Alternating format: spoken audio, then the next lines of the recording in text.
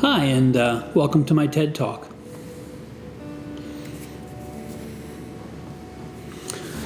Okay, so let's get into this a little bit. What I want to talk about today is the idea of imposter syndrome. I know a lot of people seem to think imposter syndrome is a real thing, and I think that it might be for other audiences and other, well, for lack of a better phrase, other professions. But I think if you've spent any time in the arts, trying to build a career in the arts, trying to get your art seen in the arts, trying to work with your art in galleries, trying to hang your art on the walls of other people's homes even, you'll start to soon realize that this idea of imposter syndrome, it just isn't terribly real. Do yourself a favor. Go back home or open your door to your desk and take a look at the rejection letters you've gotten from juried shows you didn't get in. Check your emails for people who've never responded to an email to you about possibly doing a gallery, a studio visit or something like that. Take a look at all the emails from galleries that you've never had responded to you. It's okay. It happens to everybody. There's no magical unicorn who goes around going, I've only sent one email in my life to a gallery. They responded and they gave me 7 other gallery friends that wanted to show my work. It just doesn't happen. All of us, every single artist I've ever known, has spent a lot of time getting rejection letters, having their career go up and down, and this idea that, oh, somehow I'm not worthy of all this. Take a look around you. You've done a lot of this work. If you're having some success right now, it's because you've earned it. Okay, so that's 99% of the artists I know. Is there an artist out there that possibly got some success and didn't really earn it? Possibly. But you know what, on the back end of that, I bet there was stuff that they certainly didn't earn, if you know what I mean, and had some setbacks. It all plays out at the end of the game.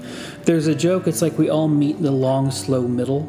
So think about that. Think about when someone's telling you, oh, you're an artist, you must understand imposter syndrome, and oh, you must understand how things are really, really hard. Understand this.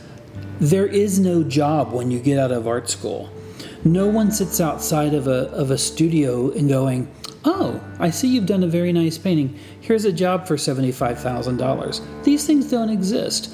You go to art school to learn about yourself and to learn how to make work and how to talk about your work and present yourself forwardly. There's no jobs for that. Everything that comes from that is literally made by you. It's from people you meet, people who see your work, people you've tried to reach out to time and time and time again. Here's a great example. I have a gallery in another state, and I met her at an art fair one year. And I had been sending her emails of shows and events of mine for probably 3 or 4 years. And I was like, oh, I've got your email. I can send you information. She goes, well, which email do you have? And I said, I have the info at your gallery email. And she said to me, we never answer that email. I'd been sending her something for 3 years. She'd never seen it. They never answer the email. She gave me her real email. We have a great relationship to this day. These kind of situations, gallery representation, being in shows, they're earned. We've all been turned down for shows. So don't look at this idea of imposter syndrome as something that kind of you want to have or is real typical in the arts.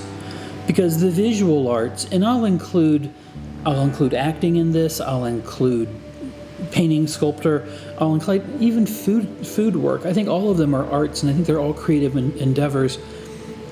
No one gets nothing by not working for it. You have a little bit of success, that doesn't mean you shouldn't stay humble. That doesn't mean that you shouldn't care about how other people feel, and it doesn't mean that you shouldn't care about your career. But it also doesn't mean that you're an imposter of having a little bit of success. I've said time and time again that what you have to do is you take care of your art, and your art takes care of you in the long run. And I think that's so completely true. And in this case, you've taken care of the art. You've shopped it around town. You've shopped it to other cities, possibly other countries. You've gotten a bunch of no's. And then you start getting some yeses. And then to have someone think that you should have some kind of imposter syndrome from that, that's insulting to you. You've done the hard work. Look around. Did you go to a 4-year art school or a 4-year college? Did you then go and get a master's degree? I didn't get a master's degree, and believe me, I've been said no to plenty. We all have. And it's okay.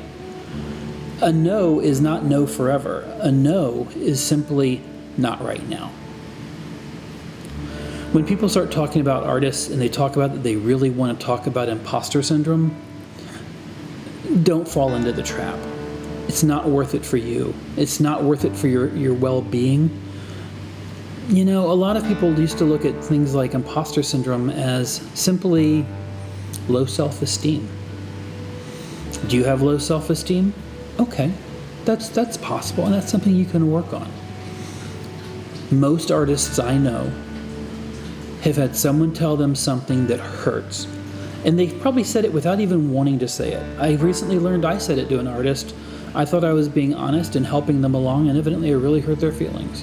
It didn't make me feel good to learn that I'd said that. I thought I was actually helping her. So we've all said stupid things. We've all listened to stupid things and held on for them too long. Talking about imposter syndrome is the #1 stupid thing any artist can hold on to and listen to for so long. That's going to do it for me today.